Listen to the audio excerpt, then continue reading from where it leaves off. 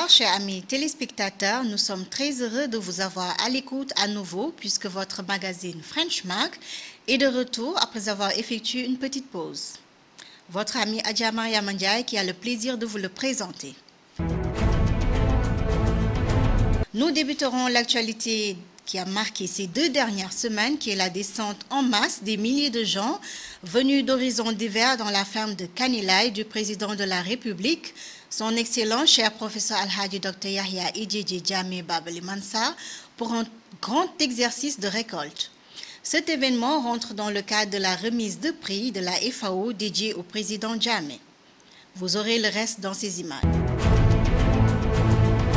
Des milliers de personnes, y compris des fonctionnaires et des volontaires, ont répondu positivement à l'appel du président Jammeh pour le désherbage de ses champs 6 à Kanilai. Ces activités agricoles coïncidaient avec les célébrations du second prix décerné à la Gambie dans sa quête de réduire la malnutrition et la sous-alimentation à moins de 5% d'ici la fin de cette année. Dans ses propos, la vice-présidente Adja Dr Aïssatou Ndiaye Seydi a salué la participation massive des Gambiens à cet investissement humain, tout en la qualifiant d'impressionnante. D'autres responsables politiques et de diverses institutions publiques et parapubliques lui ont emboîté le pas, tout en insistant sur l'importance de l'agriculture pour le développement de tout pays. Le NIA et ses partenaires ont tenu une réunion afin de développer une plateforme consultative désignée à préserver les grandes ressources marines du pays. La montée du niveau de la mer et l'érosion côtière, des conséquences du changement climatique, sont 2 phénomènes majeurs qui impactent négativement sur la Gambie, un pays qui dépend largement du tourisme. D'autres États sont aussi affectés.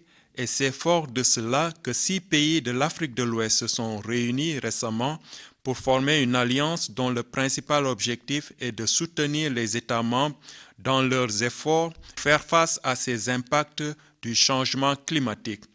Des rencontres et plateformes consultatives régulières sont conviées à cet effet, l'Agence nationale de l'environnement et le ministère de l'Environnement étant aux avant-gardes de la protection des zones menacées et du développement de stratégies et d'outils pour améliorer la gestion des conséquences du changement climatique. Diantric Edward Badji, French Mag. Le ministre de l'Éducation supérieure, de la Recherche, de la Science et des Technologies, Dr Aboubakar Senghor, a fait appel pour faire de la recherche un outil de développement de la nation. L'Union des enseignants de la Gambie, NSGA, qui a maintenant l'étape de ses 78 années d'expérience et qui a cependant rencontré d'énormes difficultés dans l'unique but d'obtenir de bons professeurs appartenant au corps d'enseignants.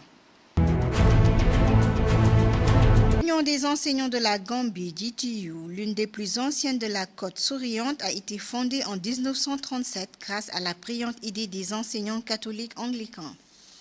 Issa Sow explique que le GTU Cooperative Credit Union a été structuré pour faire face aux besoins socio-économiques des enseignants. Ceci résultant du congrès de l'Union des enseignants de l'année 1992 qui s'était tenu en Gambie. Une autre résolution était sortie du Congrès qui serait de mettre en place l'accord de l'Union des femmes enseignantes pour leur bien-être social. Dorsal de la plupart des pays africains, le secteur de l'agriculture a connu pendant des décennies de nombreuses difficultés en termes d'investissement et de développement. À cela s'ajoute la vieillesse de la population paysanne et l'exode rural. C'est le constat fait par le président du Fonds international pour le développement agricole, FIDA. Dr Kanyo Nwanzi a indiqué qu'il faudrait sérieusement repenser les pratiques agricoles pour espérer motiver et attirer davantage de petits exploitants. Pour le cas de la Gambie, les petits exploitants sont majoritaires dans le secteur et il est important de continuer à les associer à la chaîne de valeur de l'agriculture, a souligné ce responsable de la FIDA. Heureusement que le pays peut se targuer d'une forte volonté politique à l'image de la vision 2016 pour l'autosuffisance initiée par le président Jammeh, initiative qui, selon le Dr Nwanzi, devrait recueillir l'adhésion de tous. Diantric Edward Badji, French Mark. Le nouveau projet de développement de registration sur la numérisation des fermes en Gambie a été lancé. Cette initiative nommée EDB a pour objectif d'améliorer le processus des données, l'analyse ainsi que la diffusion des informations. Une douzaine d'élèves provenant des environs de Banjul ont accompli 3 semaines d'un long programme de cours de vacances qui s'est tenu à Latrikunda Djaman, l'initiative de l'association Nova Scotia Gambia. Cette initiative a mis l'accent sur les sujets comme le paludisme et la maladie Ebola, les engageant ainsi dans les méthodes de prévention. L'école aussi a offert une éducation élargie aux bénéficiaires sur le paludisme, le HIV-Sida, entre autres outils de protection élargie et la promotion sanitaire. Les étudiants sont engagés aussi dans les compétences dans le domaine de la vie sociale. Aïssatou Diallo de Latrikunda Lower Basic School et Ndiémé Ba de SOS Senior Secondary School sont les 2 sortants à avoir reçu le prix Bonanza à la fermeture des 3 semaines de cours de vacances organisées par une douzaine d'élèves provenant des 10 écoles dans les environs de Banjul. Cette initiative est parrainée par la fondation Paris Caro. La grande dépendance des fertiliseurs non organiques dont il est reproché être l'une des causes des émissions de gaz à effet de serre est reproché être néfaste à l'environnement. Les experts sanitaires des pays de la sous-région que forme l'ECOWAS ont tenu leur 7e congrès sur la pratique de la médecine traditionnelle et ses praticiens. Le congrès avec comme thème le niveau de développement de la médecine traditionnelle dans la zone de l'ECOWAS. La médecine traditionnelle continue d'être la source majeure de prestations de santé pour la majorité des populations de la CEDEAO. La collaboration entre les personnels de la médecine traditionnelle et de la médecine conventionnelle est une réalité et ces experts de santé ont participé cette semaine au 7e congrès sous-régional sous les auspices de l'Organisation ouest-africaine de la santé. Cette rencontre vise, entre autres, à promouvoir le dialogue et la concertation entre collègues des 2 types de médecine afin de faire tomber les barrières de méfiance, de suspicion et d'incompréhension. Les adeptes de la médecine traditionnelle étant nombreux dans l'espace CEDEAO, il est important que les pays membres mettent en place des structures chargées de mener des recherches sur la sécurité, l'efficacité et la qualité des plantes utilisées dans cette médecine, de sorte à l'intégrer dans les systèmes de santé pour une couverture sanitaire totale de l'espace CEDEAO. Diantric Edward Badji, French Mark. Passons maintenant au reste de l'actualité nationale en bref. La Commission nationale pour le Hajj a organisé un exercice de simulation destin ou centaines de pèlerins en partageant pour la Mecque pour leur donner une idée de ce à quoi ils devront s'attendre au lieu saint de l'islam. Divisés en petits groupes, les futurs pèlerins se sont rendus à Beauvazone, au stade et à la plage où ils ont été exposés aux rituels de la Touraf, Safa et Marwa, ainsi à Mina et Arafat. Pour le ministère de l'Enseignement supérieur, Dr Aboubakar Senghor, il est crucial que ces candidats ou pèlerinages à la Mecque, l'un des 5 piliers de l'islam, soient préparés physiquement, psychologiquement et financièrement avant de se rendre en terre saine. En Soudjak, French Mark. Mariage précoce, les violences sexuelles contre les adolescents, le microfinancement, le développement des compétences en entrepreneuriat. Tels sont quelques thèmes discutés en marge du camp d'été de jeunesse organisé par l'Association de développement des jeunesses de Kafouta. Cette structure s'est donnée pour mission de renforcer les capacités de ses membres afin qu'ils puissent réaliser tout leur potentiel ou aussi de se contribuer aux efforts des autorités dans la lutte contre la pauvreté. En Soudjak, French Mark. L'initiative Gambia Songhai a reçu le soutien de la FAO dans ses programmes de formation en élevage, en pratique de production et en production de petits ruminants, de sorte à améliorer les conditions de vie des communautés rurales.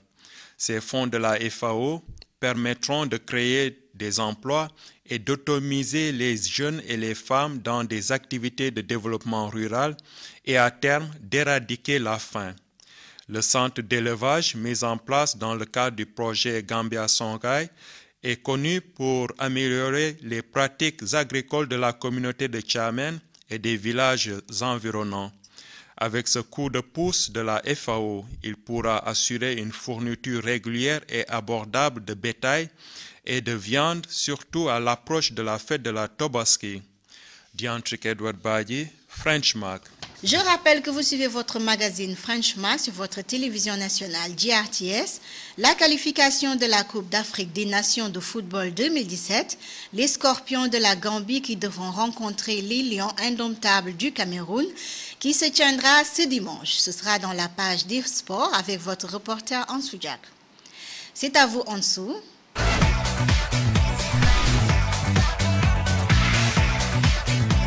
Bonsoir amis téléspectateurs, c'est votre ami Ansou Jack pour vous présenter cette rubrique. Après une petite pause, le French Mag revient avec les actualités du sport en Gambie et ailleurs. L'équipe gambienne a révélé le 24 joueurs qui doivent rencontrer avec le Cameroun le 6 septembre pour la qualification de l'AFCON 2017 qui aura lieu en Banjul. La Gambie a commencé son premier match contre l'Afrique du Sud qui avait terminé 0-0. L'entraîneur Savoy a mis l'accent qu'il y a certains critères qui ont été mis en place pour sélectionner les joueurs qui sont capables et prêts pour porter le maillot national. Okay, bonsoir, M. Savoy. Comment ça va? Est-ce que vous pouvez nous dire votre préparation par rapport à votre match contre Cameroun? La préparation, bon, elle a eu lieu déjà longtemps avant, puisqu'on a beaucoup travaillé durant le mois de juillet et août, en visitant les joueurs, en les contactant régulièrement. On a dû faire une présélection rapidement fin juillet, début août, pour pouvoir préparer les clubs et les joueurs à leur mission. Et ensuite, on a convoqué tout le monde au Maroc, pour être dans un endroit calme, avec de bonnes conditions d'entraînement, à une température moyenne pour que les joueurs puissent s'adapter à leurs différentes places de départ, avant d'arriver ici dans l'humidité et un peu la chaleur. Donc on a fait 3-4 jours au Maroc et après nous avons voyagé ensemble jeudi matin pour arriver comme un seul homme à Banjul, chez nous en Gambie, pour préparer les derniers 3 jours et demi, 3-4 jours, avec l'humidité et la température actuelle, la pluie comme aujourd'hui. Et je crois que pour le moment, on a fait, on va dire, 5 jours de qualité. Les joueurs sont dans le bain. Il y a eu quelques réglages à faire, mais je crois qu'ils sont faits. Et à part ma voix, je crois que tout le reste, ça va. Donc, quelles sont les stratégies que vous avez mises en place pour gagner Cameroun? Bon, la stratégie, pour le moment, on a travaillé sur certains éléments, des éléments clés. On va les garder pour nous, évidemment. Et ensuite, entre demain et samedi, on va commencer à discuter précisément sur ce qu'on veut au niveau du game plan. Et on va discuter aussi, je vais discuter avec certains joueurs, certaines lignes sur le terrain pour que dimanche matin, tout soit clair et qu'on puisse se concentrer uniquement sur le match. Mon dernière question, c'est qu'est-ce que vous avez pour la population gambienne par rapport, peut-être il y a un message que vous voulez lancer? Ouais, le message, c'est qu'on travaille dur avec nos partenaires, avec la fédération, avec le gouvernement. On croit à notre avenir, on croit en notre étoile. Maintenant, évidemment, un match de foot reste un match de foot, mais il faut du soutien du public. Il faut que les gens soient derrière nous. Nous avons fait un bon match en Afrique du Sud au mois de juin. Maintenant, on doit capitaliser avec un bon match à domicile aussi. Mais cette fois, on est devant nos fans, devant nos supporters, avec notre atmosphère. Donc, il faut que le public nous aide à faire plus et à être surtout derrière nous lors du match, même si parfois ça peut être compliqué ou si on débute mal. Ou alors, au contraire, on est très bien. Il faut que ça pousse, il faut que ça soutienne. Et c'est ça qu'on va demander au public, c'est d'être vraiment avec nous, quoi qu'il arrive dimanche. Récemment, l'équipe nationale de la Gambie a eu 3 jours d'entraînement à Morocco pour mieux se préparer contre le Cameroun. Le président de la Fédération football gambien, Lamine Kaba Badio, a réaffirmé que le gouvernement GFF et son sponsor MGI ont fait beaucoup pour le financement administratif et logistique. Les footballeurs qui sont dans la liste, Modou Diop, Sam M. Djamé, Aladji Niabali, Abdou Djamé, Omar Koli, Mamadou Fouti Dansour, Boubacar Sané, Pamoudou Djain, Abdoulaye Mansali, Keba Sissé, Ousmane Koli, Sana Nyasi, Seni Nyasi, Ibrahim Sona, Baboukar, Tarawale, Suleiman Mare, Modou Esbaro, Pa Ahmad Diba, Matar Nyang, Daouda Ngom, Hamza Bari, Hassan Sissé, Omar Diagne et Ibrahim Sawane. C'était tout pour cette rubrique sur votre magazine en français. C'est fut un plaisir de vous le présenter et je vous donne rendez-vous la semaine prochaine.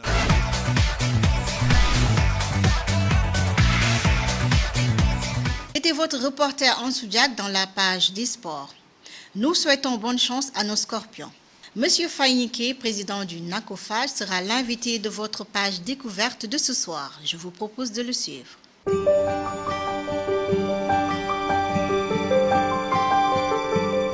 Bien votre invitation. Je m'appelle M. Mamadou Fayinke, je suis Gambien, je suis né en Gambie. Je suis né au niveau de la région de Siarar, je suis de Djandjambouré. J'ai fait mes études en Gambie, j'ai fait des études aussi au niveau à l'extérieur aussi. Donc, depuis que les études, je suis agriculteur. Donc, aujourd'hui, je suis le président de NACOFAC, qui est un réseau des organisations paysannes de la Gambie. Et à travers NACOFAC, je suis devenu aujourd'hui le 3e vice-président du ROPA, qui est le réseau des organisations paysannes de l'Afrique de l'Ouest.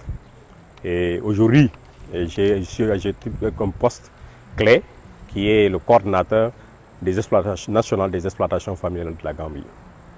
Voilà, donc par rapport à ça, donc, depuis 1987, je n'ai qu'à travailler dans les mouvements paysans au niveau de la région, au niveau de la Gambie, au niveau de la sous-région et au niveau international, pour défendre les intérêts des agriculteurs, plus particulièrement les produits des agriculteurs. Alors pouvez-vous nous dire ce que signifie réellement le NACOFAGE? NACOFAG, c'est en anglais, c'est National Coordinating of Farmers Organization in Gambia, c'est-à-dire c'est le réseau des organisations paysannes de la Gambie. Donc le rôle de NACOFAG, c'est de coordonner et de suivre les projets et les programmes établis par l'État et avec les autres partenaires pour pouvoir avoir accès pour les paysans, les plus producteurs peuvent avoir à bénéficier. Donc notre rôle, c'est de faire des plaidoyers. Les objectifs de NACOFAG, c'est le plaidoyer. Pourquoi les politiques agricoles soient en faveur des petits agriculteurs de la Gambie. Alors, puisque c'est le NACOFAG dont nous parlons, avez-vous trouvé des solutions par rapport aux problèmes que rencontre actuellement l'agriculture, principalement dans les pays de la sous-région? Oui, parce que NACOFAG a participé avec les autres plateformes régiaux des autres pays. On est parvenu à convaincre la CEDEAO pour revoir les politiques agricoles de la CEDEAO. Donc nous sommes parvenus à faire ça. Donc aujourd'hui, aussi on est parvenu au niveau du ministère de l'Agriculture, on travaille bien avec le ministère de l'Agriculture. C'est grâce à NACOFAG, le projet GAFS, qui a été financé aujourd'hui par l'État, donc qui a été financé par la Banque mondiale. Donc le projet GAFS, c'est avec moi-même que j'ai rédigé la lettre pour dire que la société civile, les organisations paysannes de la Gambie font partie de ce projet et nous serons partis de l'exclusion du projet. À partir de cette lettre que le projet a été adopté pour financer la Gambie à une hauteur de 28 millions de dollars. C'est très intéressant. Voilà. Donc il y a des réalisations aussi qu'on a eu à faire. Donc on a aussi accompagné les femmes à mettre des unités d'exploitation en place pour leurs familles même. Parce que nous, c'est ça, c'est la structure permanente qui est là. Donc raison pour laquelle on est en train de travailler. Et aujourd'hui, en 2014, les Nations Unies ont déclaré en 2011 que 2014 sera l'année internationale des exploitations familiales. Donc NACOFAG a participé à tous les niveaux pour que nous faisons remonter la voie, la responsabilité de l'agriculture au niveau plan mondial. Et aujourd'hui, on a reconnu maintenant l'année internationale des exploitations familiales est reconnue officiellement par les Nations Unies comme les autres années, l'année internationale de la femme, etc. Donc nous, on a célébré en Gambie ici le 22 novembre, on était à Djarasoma. On a fait la célébration, non seulement la célébration, on a développé des projets qui font soutenir les exploitations familiales. Je veux hésiter parce que nous, au niveau du repas, parce que les gens croyaient que le paysan ne peut pas faire quelque chose. Donc on a fait une innovation qui est appelée l'université paysanne. C'est l'université virtuelle. Donc on prend les leaders paysans, on les forme sur les modules, sur le lobbying, sur le plaidoyer, sur la gestion des petits projets, les responsables femmes et jeunes. Ils viennent de Bénin, la première édition a eu lieu à Burkina Faso. La deuxième édition a eu lieu tout récemment au Bénin. Donc 13 Gambiens étaient partis. Ils sont formés par cette université. Donc ils ont leur diplôme, qu'ils sont capables de faire des choses pour la Gambie sur les politiques, le changement de politique, ils peuvent négocier des financements à l'extérieur. Donc notre rôle principal, c'est de négocier des financements pour accompagner les activités des pays et d'accompagner aussi tout ce que l'État fait en place. Il faut qu'on négocie avec l'État.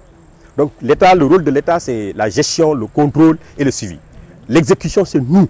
Nous sommes les responsables. Les premiers responsables, c'est nous, les exploitations familiales, de tout ce que le plan de développement que l'État a mis en place. Raison pour laquelle nous, au niveau d'Europa, on a développé le plan quinquennal. Au niveau de NACOFAC, nous avons aussi notre plan quinquennal que nous sommes en train de suivre. Moi, je suis présent aujourd'hui, demain, quelqu'un d'autre qui vient présent, c'est le plan quinquennal qu'il va suivre. Donc, on a des directives qui nous suivent. Donc, NACOFAC est composé de 15 organisations paysannes qui est au niveau de la Gambie. Donc, nous sommes au niveau de la CEDEAO, c'est 14 pays qui est membre d'Europa pour le moment. Donc, au niveau de la CEDEAO, au niveau de l'UMOA, au niveau de nos partenaires, c'est la CEDEAO, l'UMOA, le FIDA, la FAO, nous avons tous ces partenaires qui sont là avec nous, qui travaillent avec nous. Mais on compte aussi sur nos propres ressources. Donc il fait que chaque membre contribue, chaque année tu payes tes droits d'adhésion et des cotisations. Parce que nous on dit que qui ne va pas au champ ne mange pas. C'est notre philosophie. Tu vas au champ, tu manges, tu ne vas pas au champ, tu ne manges pas.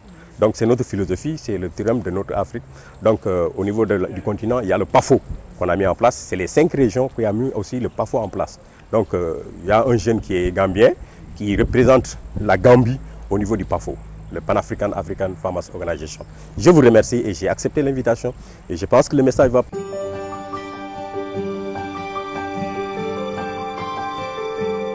La fête de la Tabaski approche et comme à chaque événement, les femmes utilisent souvent des méthodes pour se rendre plus belles. Parmi ceux-ci, les poses styles qui peuvent des fois être néfastes à la vision. Allons voir le comment et le pourquoi. Ce sera dans la page santé de ce soir.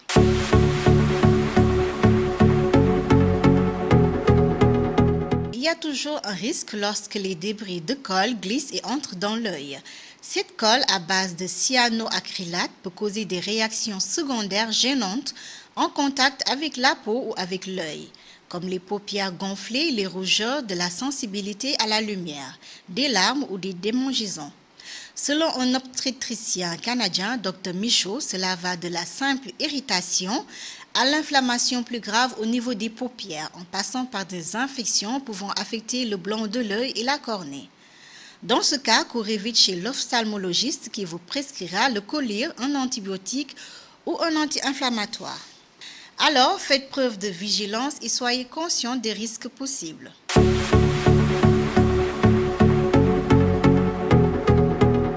C'était tout pour l'actualité en français de ce soir. Merci d'avoir été à l'écoute. Restez connectés car nos programmes sur votre télévision nationale GRTS restent à venir. Et rendez-vous la semaine prochaine à la même heure, même chaîne. Nous vous souhaitons une très bonne fin de soirée. Au revoir.